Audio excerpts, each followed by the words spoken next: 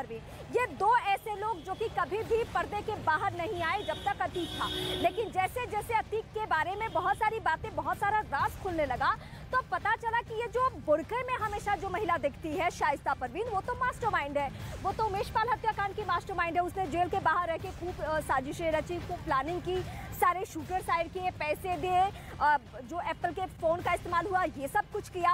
और अब ये जो साबिर नाम का शूटर है, उसके साथ ये वीडियो में जो दिख रही है, तो आप खुद समझदार हैं, आप समझ सकते हैं कि ये किस तरीके से अपराध की दुनिया चलती थी। उसमें सिर्फ एक अतीक नहीं था, अतीक ने अपने कई हाथ तैयार कर रखे थे और उसमें एक हाथ तो शाइस्ता परवीन भी नजर आ रही है। अब मैं इस वक्त अपनी सहयोगी प्रियंका का सीधे रुख करती हूँ। प्रियंका, अतीक और अशरफ का खात्मा हो चुका है, हालांकि जो जांच प्रक्रिया है वो एक तरफ चल रही है, लेकिन सवाल ये भी अहम है कि जिस शाइस्ता को लेकर अभी भी कुछ लोग आंसू बहा रहे हैं, वो शाइस्ता का एक एक करके वीडियो तो देखे कि उसका इंफॉर्मेशन कहाँ और किन शूटर्स के साथ है।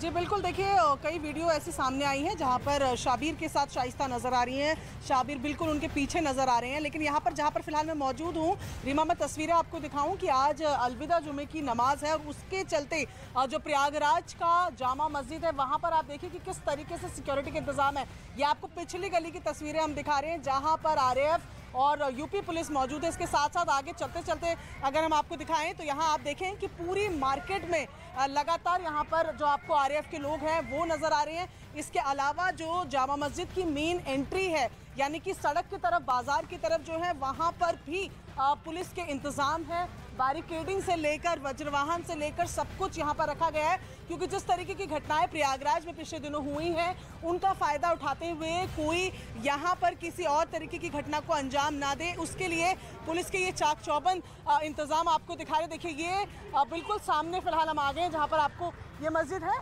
जामा मस्जिद, जहाँ पर आज अलविदा जुमे की नमाज होनी है। ये आप देखें वज्रवाहन की यहाँ पर तैनाती है। उस तरफ भी आप देखेंगे आपको RAF नज़र आ रही है, यूपी पुलिस के साथ रैपिड एक्शन फोर्स की यहाँ पर मौजूदगी है। और यहाँ पर पूरे इंतज़ाम किए गए हैं कि जब 1 बजे आज अलविदा जुमे की नमाज हो, उसकी वो पूरी सिक्योरिटी के बीच में हो।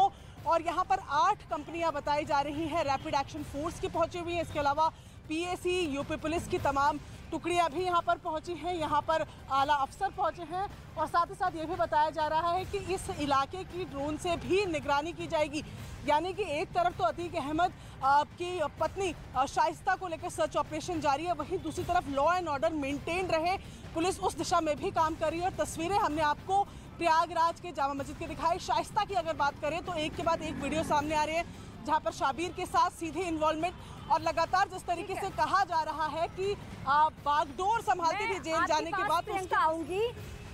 प्रियंका, मैं आपके पास आऊंगी। आपके जरिए हमने दर्शकों को वो तस्वीर दिखाई जो प्रयागराज में आज सुरक्षा व्यवस्था इसलिए कड़ी की गई है क्योंकि आज अलविदा की नमाज है, जुमे की जो नमाज है वो। लेकिन एक बड़ी खबर ये है कि जो 3 हमलावर पुलिस कस्टडी में हैं, जिनसे SIT की टीम लगातार पूछताछ कर रही है, वो आपस में उनके बयान मैच नहीं खा रहे, मेल नहीं खा रहे, और इसके लिए उनका नार्को टेस्ट बाकायदा किया जा रहा है कि आखिर सच्चाई क्या है। जो हम हथियार सप्लायर रोहित मोई का नाम ले रहे हैं, या फिर हम ये आपको बता रहे हैं कि दिल्ली से उसका कनेक्शन है। हमने कल आपको ये इन्फॉर्मेशन दी कि अरुण मौर्य नाम का जो शख्स है, उसके बारे में ये खबर है कि असद के व्हाट्सएप ग्रुप में वो था।